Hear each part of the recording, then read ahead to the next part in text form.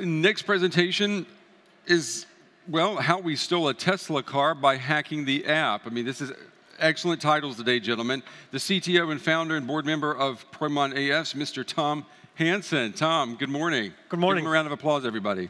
Thank you very much. Thank you very much. So, how to steal a Tesla. So, well, that is the topic of the presentation today.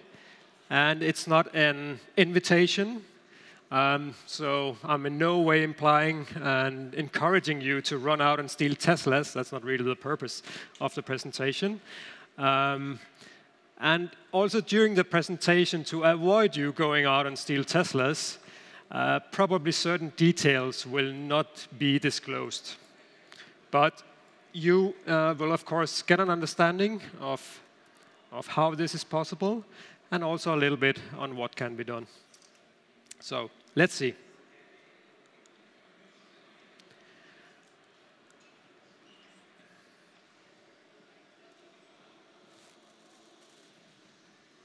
Let's see if we can get the next slide. There we are. So just a short overview of what I'm going to present here. Just a short introduction. Then I'm going to show a video.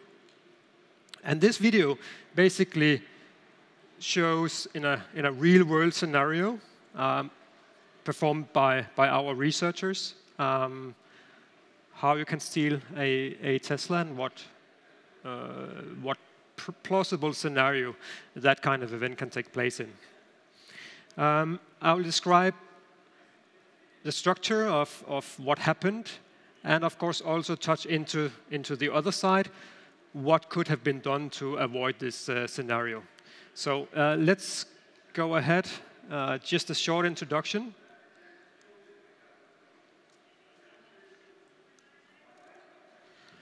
Before we get to the more exciting stuff. So I'm Tom Lysemore Hansen, I'm the CTO of Promon in Norway. My background is from University of Oslo and SINTEF. So since we're in Germany, I don't think SINTEF rings many bells, but it's basically the Scandinavian equivalent to Fraunhofer. Promon is a company that provides app hardening and self-protecting technologies. So as you understand, normally we are on the white side of things, providing security technologies, and this will not be the topic of today. But being on the white side, of course, we have to understand what the bad guys can do, what are the open holes in the operating system, what are the weak points of the mobile phones, for example. So, of course, being on the white side also implies a deep understanding of the dark side, so to say. So today, we will very shortly take on not the white hat, but a little bit darker hat, to show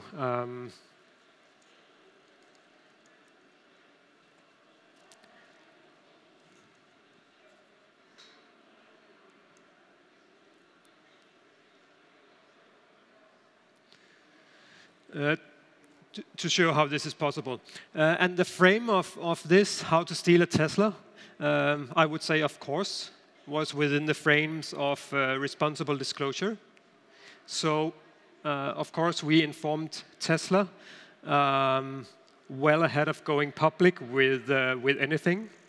And we did not and we will not provide technical details which could be any help to the bad guys. So, of course, this is by no means the intention here, and we do not want to help the bad guys. And helping the bad guys could be in terms of either time or knowledge. So I'm doing my best here to avoid knowledge transfer to the bad guys, to avoid helping them. And of course, responsible disclosure seems pretty obvious, and I think it is, it should be. But unfortunately, not everyone in the security field does responsible disclosures. But for us, it's an obvious thing to do.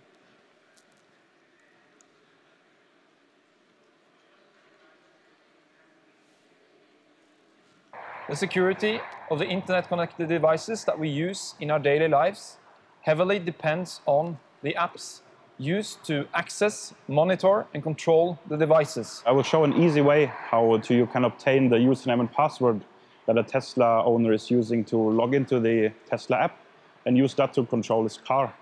The methods we use for this are really simple, and they have been known for years and have been also used by cyber criminals for a long time. What I've done now is I've created a free Wi-Fi hotspot that displays an advertisement that's targeted towards Tesla owners that says that if you install this free app, you can get a free burger at the restaurant close by. So I can see now here Lars has logged into my Wi-Fi hotspot. What happened now is that Lars was tricked to install an app on his phone. The app installed malware on his phone, and that malware is manipulating the Tesla app on his device, so that when Lars logs into the app, it will send his username and password to me. So now here I can see where he actually is, and let's just wait and see where he's parking. If I was really a criminal, I would have done this not during the day, walking around with a big laptop, but I would probably use a small phone or something. But this is just a demonstration, right? Let's see, I think it should be over there. Okay, there you see, that's the car. Let's see what we can do with it.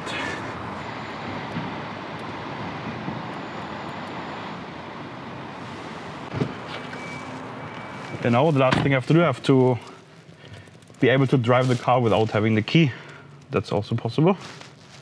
The keyless driving is enabled, which means we can just drive off with the car. Let's try.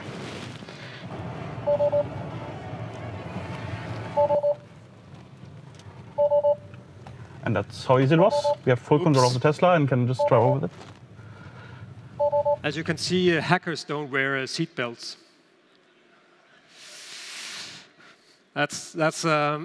We were trying to be on the darker side here, so we thought wearing the seatbelt would be totally inappropriate. So hence a little beeping in the end of the video. That was a Tesla trying to warn our bad guy here about the fact that he didn't wear a seatbelt. So I think, first of all, I'll go through the details of the video. But before I do that, I think it's fair to say, just for the record, so we admire Tesla as an innovative car-producing company, just to make that clear. So we're not shooting at Tesla here. They do great innovations in cars. Maybe now, since we're in Germany, someone would raise their hands and say, well, it's not exactly German quality. But that's another side of the things. But what we did discover is that while having full speed on innovation in cars, there were certain crucial security elements that were definitely lacking. So more about that. Also, we have to say that the Tesla hack is just an example. So we see, unfortunately, many apps in many different industries and segments, which essentially provides no resistance for an attacker. So they are a very easy target. And basically what we see with the car industry, within banking, within payment, is that there is a move from having physical entities like the car key, or in payment you would have a physical Visa card, for example, to pay. So we move from a physical world to a digital world. In this case, we move from a physical car key to a mobile app, which can be used for great things, but also to locate, to open the door of the car, and to drive away with the car. And having a physical key in your hand gives a quite high level of security. In many cases, this is a quite difficult thing to get to for a thief.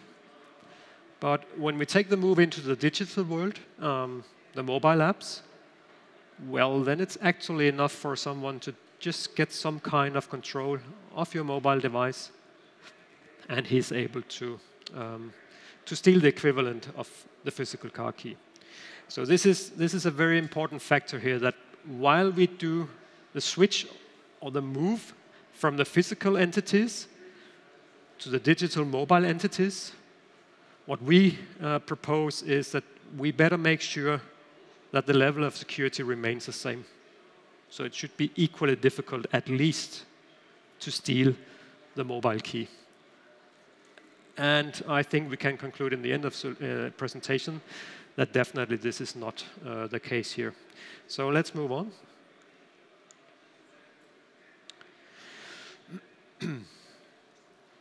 So just a little bit of background. So how bad is it actually, the security situation now in mobile? There are tons of data available. Trend Micro, for example, says that nearly 90% of Android devices has at least one critical vulnerability, typically because the Android handset and version has not been patched and updated. But that's basically the fact today. A critical vulnerability would most often provide root access, or at least very deep access to the phone. And it's there.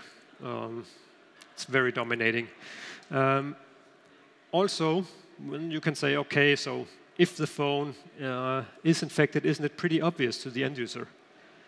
And according to recent study, 89% of end users say that basically they have no clue if their device or phone is being infected or not. And I can definitely understand that. And my claim would be that a skilled attacker would probably fool the remaining 11% as well.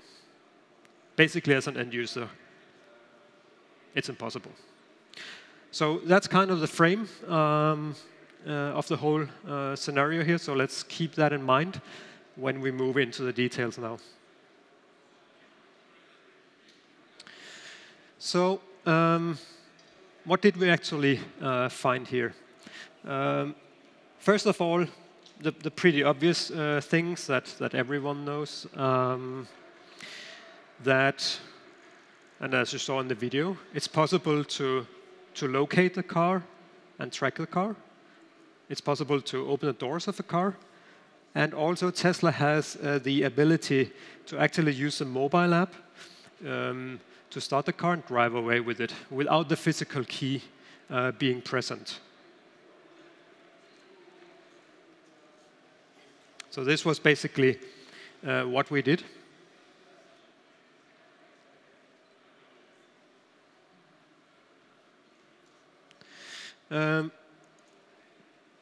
And to do that, basically we have to get, you could say, the mobile key or the mobile token. So just let me see. Oh, it's not working too well. Very difficult. Anyway, so we have to get this this token to be able to use the mobile key. So basically, we need to get control of the device of the victim, as you saw. So we tricked the victim into installing a malicious app.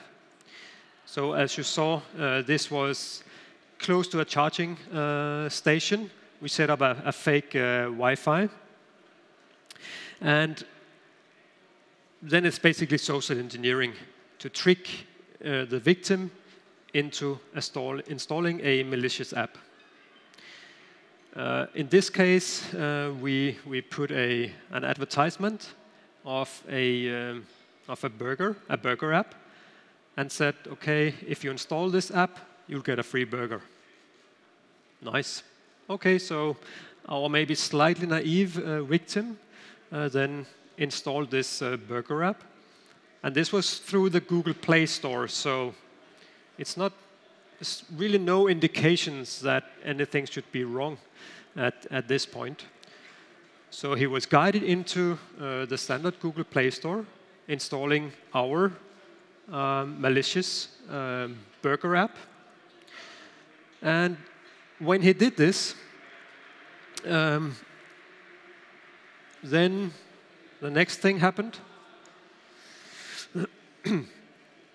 Then our malicious burger app took control of the device and the Tesla app. So in the background, we used the fact that his Android phone had vulnerabilities. So we got root permissions. And then we had repackaged the Tesla app. So before we had taken the Tesla app, we had added some malicious components to it. So the burger app, after getting root access, then replaced the original Tesla app with the repackaged Tesla app. So we added a malicious element to the Tesla app, signed it, and then the burger app installed it. So far, so good. And of course, the user gets no indication that anything is wrong. And then he will close down the burger app, and at a certain point in time, he will open his Tesla app.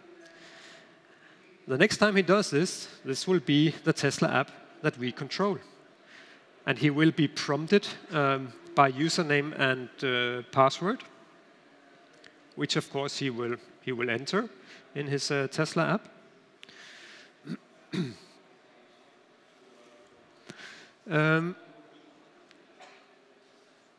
And then, once he enters the username and password, then the manipulated Tesla app sends these credentials to a server that we control. So basically now, the attacker, the beery guy, has everything he needs. So he takes his laptop, he starts communicating with the Tesla servers, and then basically first he's able to locate the car. As you could see the map. So he walks over to the car, he opens the door, he gets into the seat, forgets to put his seatbelt on because he's a bad guy, and then he drives off.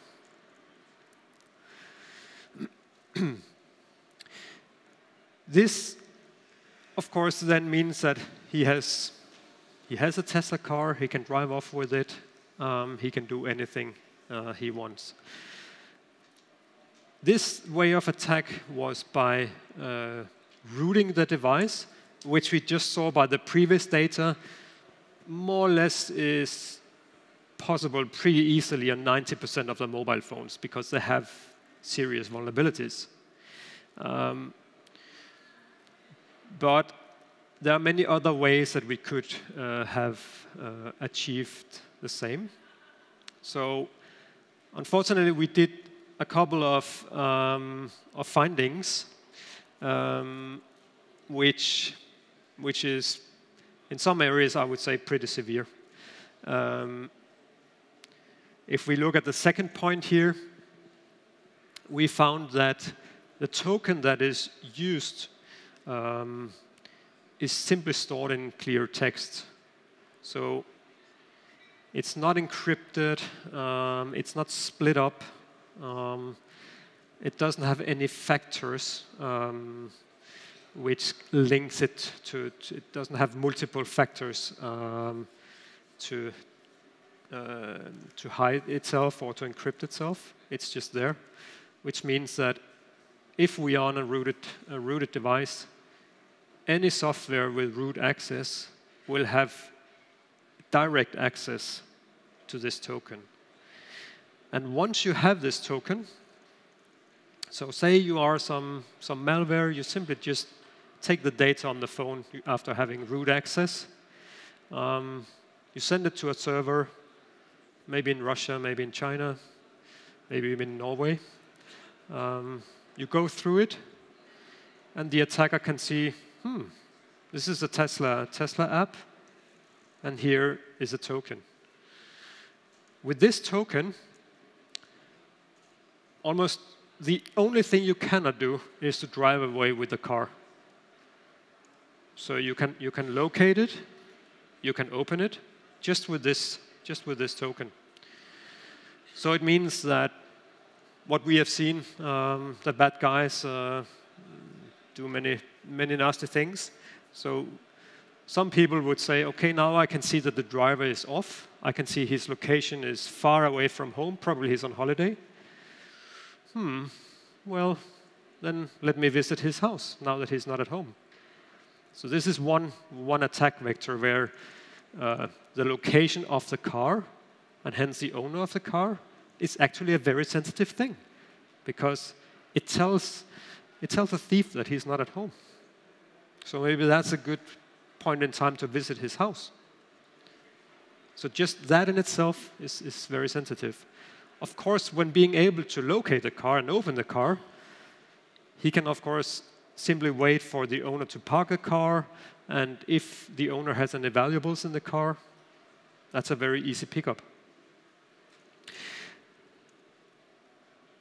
There are many ways to avoid that, but to put it simple, don't store tokens like that in clear text. We were not so happy about that finding. Also, as I mentioned, we repackaged the app, meaning that we took the Tesla app, added a malware component to it, packed it together again, and this the app didn't notice. So it didn't notice that, I have a foreign element here, and it should have been there. So it didn't have any what we call repackaging detection or detect that it was modified. Of course, what we also noticed is that the authentication itself is pretty weak. Maybe more factors should have been used. Maybe you should actually use the phone as a factor by binding the app to the phone, meaning that these data, this token, will only be functional if the app is actually executed on that exact device. So copying off the app and the username and password in a different app on a different device, that's not possible if you have solid device binding, that you bind the mobile app to the phone or to the device. Of course, best practice, good things to do would also be to provide anti-key logging, avoid spyware being on the device, stealing username and password. So that's a different attack vector that we could have been used. Instead of rooting the device, we could have installed a keyboard. There are tons of keyboards that you can install on Android. And it doesn't take too much to trick a user into installing your fantastic keyboard. This keyboard, of course, would then have key logging capabilities. Once the user types the username and password into the Tesla app, that information would have been sent to our server. This is, unfortunately, a quite common and easy thing among the bad guys to do. And by doing this, we would have been able to achieve the same thing without rooting or compromising the device. We would just have needed to trigger the user into installing such a keyboard.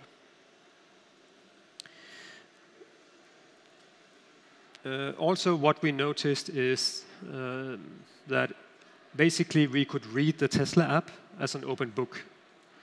And definitely this is not best practice either. There should be protection mechanism against reverse engineering, obfuscation, or otherwise hiding the functionality of the app, because of course this makes it very easy for the attacker that he can debug the app, he can basically read the features of the app as an open book.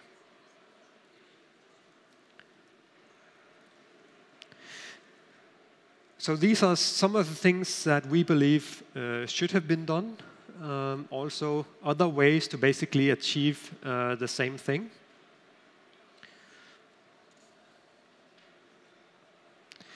So this was a little bit about our findings, a little bit about what Tesla as such could do. But maybe there are other things to do. So definitely, the phone vendors, they could do their part as well. And what is that essentially? Essentially, it's patch and update, I would say. So what we see on Android is that, unfortunately, many phone vendors are very, very slow in providing updates to vulnerable Android versions. So it means, as an end user, if you have this mobile phone with an old version, vulnerable version of Android, basically you have no way to get the newer and more secure version of Android because it's not provided by the vendor. And this is definitely a significant problem in the Android world. So phone vendors, please, if you can, be more speedy in patching and updating. That's very, very important, but of course, there are various reasons why maybe they don't even want to do that. They rather want to push you into buying the new phone instead of updating the old one. Could be a reason. There could be other reasons why it's not so trivial to update the Android versions. So maybe as an end user, you could do something. What would that be? Well, unfortunately, I don't think you can do a lot. Of course, it's trivial to say that you shouldn't get infected. But as we just saw, that's actually a quite impossible thing to achieve. And you basically don't notice it if you are infected. Also, we have seen people, bad guys, infecting phones just by people walking by. So you had a bad guy with the sufficiently advanced equipment, and he was able to infect the mobile phones of the people walking by. Well, then, as an end user, obviously there's not a lot you can do, especially if the phone vendor don't update the Android versions. Of course, also, just as a personal advice, please say no to the multi-million-dollar deal offered by the Saudi prince. That's maybe more in the obvious range, but please take that advice. But apart from that, as an end user, very often there is not a lot one can do. But fortunately, as an app provider, there's quite a lot that can be done. And some of this is related to the architecture of the mobile phone. So basically, the sandbox and the security architecture on the mobile phone prevents, to a large extent, the end user from installing an antivirus, which would then take care of the security. This whole scanning of the device doesn't really work on the mobile phone. Maybe it doesn't really work on the desktops either, but definitely on mobile phones. That's not really functional. But the app providers, they can do a lot. They can implement, of course, best practice. Encrypt tokens, don't leave them in clear text. That's following best practice and best advice. And they can implement technologies to make the app resistant to spyware, keyloggers, screen readers. They can implement technologies so that it would have been detected if the app was manipulated. They can implement technologies to obfuscate and harden the app against the reverse engineering, so the attacker simply cannot read the app as an open book. So as the app provider, there's a lot you can do. As an end user, of course, you should then encourage your app provider to implement these security features. And this we also see, I would say, in Germany, especially in the finance industry, that the app providers implement very often many good security mechanisms in the mobile apps. So we were kind of expecting Tesla to be roughly at the same level. Unfortunately, this was not the case at all. So in comparing the security level of the Tesla app with, I would say, a typical German banking app, the security are really at two very different levels. So the good side here for you, maybe being German bank customers, is that the security is very often very well taken care of, while if you are using your mobile phone to open your Tesla car, if you have a Tesla car or maybe another car, you should be more cautious. So this was the good and the bad. Thank you very much for the attention, and please don't take this as an invitation and go out and steal Teslas, but maybe be a little bit aware in your daily life what you're doing. So I think we have just a little bit of time for... There's one question that one question. I would ask. Yep. When do you think that this will happen with an airplane? With an airplane? That's an interesting question. So I don't think it will happen with an airplane until the pilots is able to open and steer the airplane with a mobile app. Then I think we should be very, very worried. What about when the pilot has the plane on autopilot, and let's say it's a transatlantic flight, it's on autopilot, and they fall asleep? Maybe then, or definitely in your entertainment systems in the plane. I think you see the same trend of going mobile. And there, I think you probably have some open doors as well. Okay, we will see. Let's hope it doesn't happen. Mr. Hansen, thank you very much. Thank you very much. Thank you.